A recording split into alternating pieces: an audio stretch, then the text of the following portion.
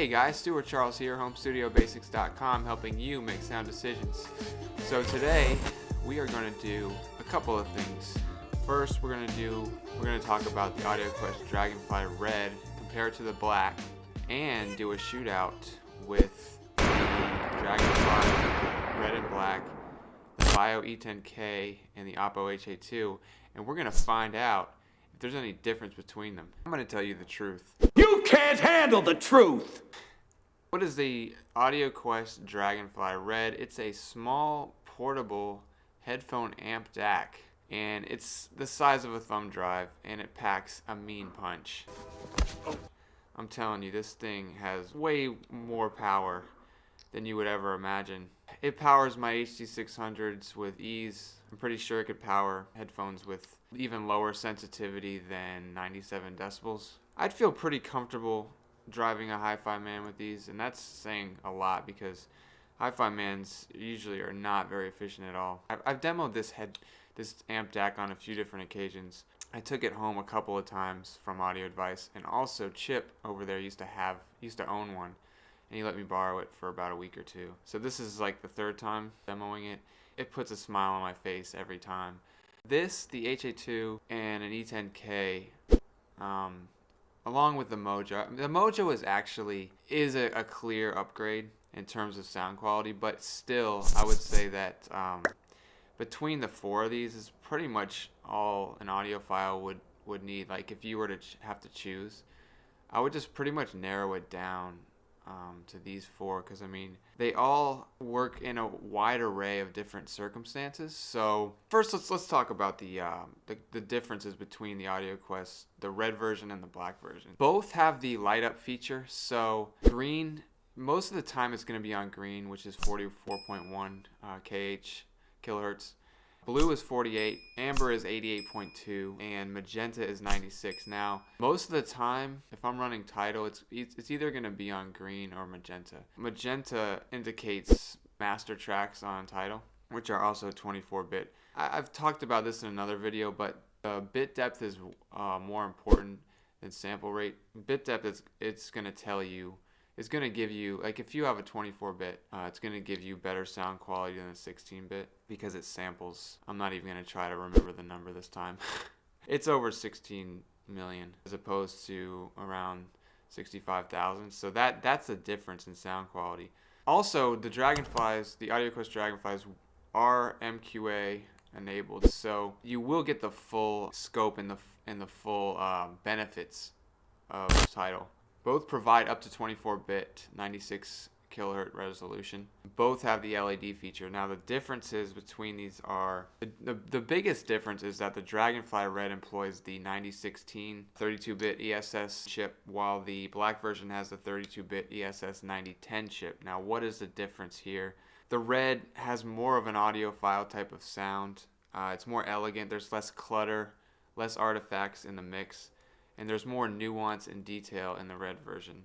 I would say the black version, it's going to sound, it has like a more consumer-friendly, warmer, bigger sound, I guess, while the red is more clinical, more detailed. The only other difference is that the casing on the red is glossier and more elegant than the matte.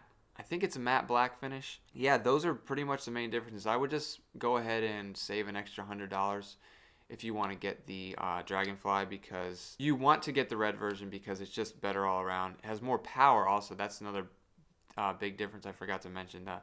The red version outputs 2.1 volts versus 1.2 for the black. So there's really no need to even bother with the black version. Just save an extra $100 or just buy an E10K. Now that that's out of the way, let's talk about the shootout.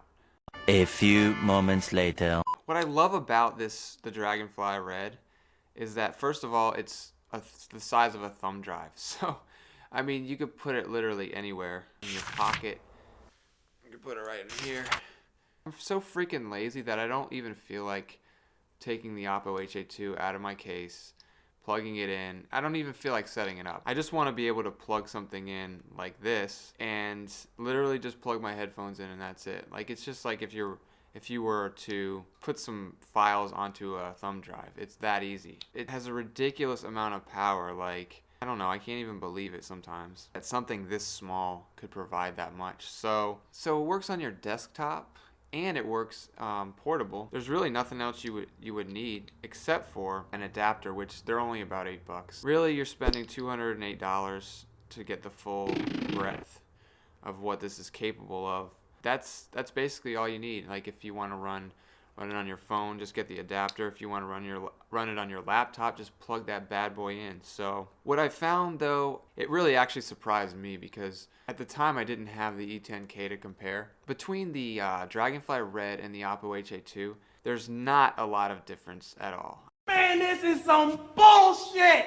If there is a difference, it's very, very subtle, I would say. The HA-2 is maybe a tad smoother, but I mean, we're talking like really, I mean, you have to go back and forth quite a bit to even, and it might be, like at the end of the day, it might just be my imagination. I would say the sound of these two is nearly identical.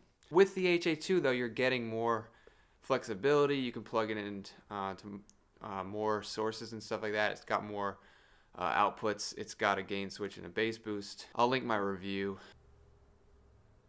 up there so you can see it if you want. But really love the HA-2. In fact, it's been my desktop staple now for almost 2 years. The difference in sound quality though between the two, there's like hardly any. There's probably, I would just say, for most people you're not even going to be able to tell. If you want, you could save an extra $150 and go with the Dragonfly. But is there a difference between the FiiO E10K and the AudioQuest DragonFly Red and the HA-2? And that's an even more interesting question.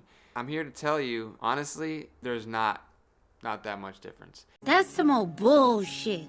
And it's really funny. It's also irritating to me a little bit because when people say that I was using an HC650, and when people say, oh, the E10K can't drive an HC650 to loud enough volume levels, and I'm like, you're lying. Yes, without gain you have to turn it all the way up, but still it reaches an acceptable level. With gain, I turn it up to about 5 or 6, and I find that it's plenty. I mean, I just don't understand where these people are coming from. But differences between a $75 DAC and a $200, not really that much, honestly. The differences between a $75 DAC and a $350 one, as in the case of the HA-2, still not a lot of difference. Man, this some old bullshit.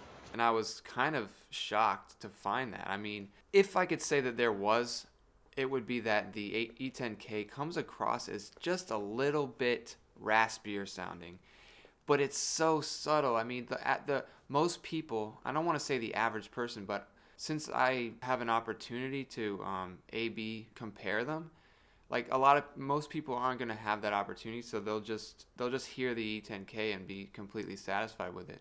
But for me, because I was able to, I was just shocked that the E10K doesn't really even sound that much worse. I mean, bullshit. Market 8, dude. Honestly, the only caveat with that is that you can't use it with your phone because it's bus powered only. And that's really the only reason why I would ever say buy a Dragonfly Red. Now, if you just need an E10K for your desktop, then it's perfect. I wouldn't even bother buying a Dragonfly Red. And I hate to say that, but honestly, the differences are so minimal, like so subtle and minimal that it's like it's not worth the extra $125 if you're not going to be using it with your phone. Now, if you are going to be using it with your phone, I would get a Dragonfly Red or an HA-2. Now, the HA-2 is a bit more versatile than the Dragonfly Red, so if you need all that, the extra features, then yeah, go with that. But at the end of the day, the E10K also doubles as a DAC, so you can buy it and then upgrade your amp later if you want.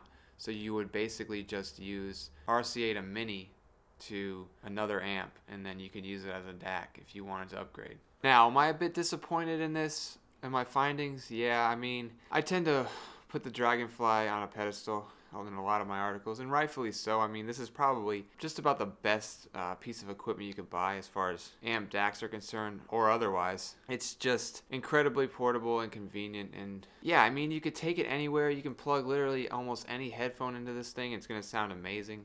I was shocked that the E10K sounded basically just about as good. I used I used it on high gain and low gain just to be sure that my findings were correct. On high gain, obviously, it sounded a bit more sterile. But on low gain, and I did my best to make sure the volume levels were about the same. But even on low volume, I found that the E10K was a tad more sterile. Like it was almost like it was trying a little bit too hard to be ultra detailed. The Dragonfly and the Oppo HA-2 are going to come across as a bit smoother, a little bit more natural. But like I said, I mean, it's just about the most minuscule difference that you could ever envision. And my thing is that, you guys know I talk a lot about the law of diminishing returns and all that stuff. It further reinforces the fact for me that the differences between amps and DACs are very, very, very subtle. And people get their pennies in a twist about, oh, you got to pair this headphone with this amp, and you gotta get tubes for this. And it's just like, shut up, dude, and just plug in your headphones and enjoy the music, and stop being so anal about it, man.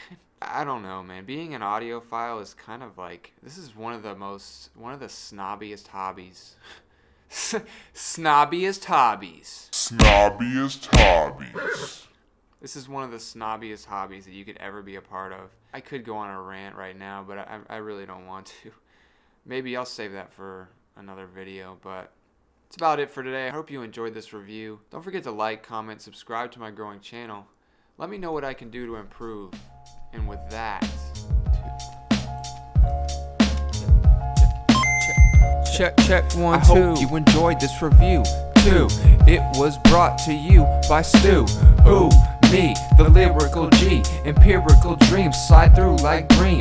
PC gaming, letting off steam. Got bars for days like a prison inmate. A misdemeanor's fate, no debate. When I wake up, okay, start my day with a cup and I pray I don't faint. I'm a saint of the Most High God.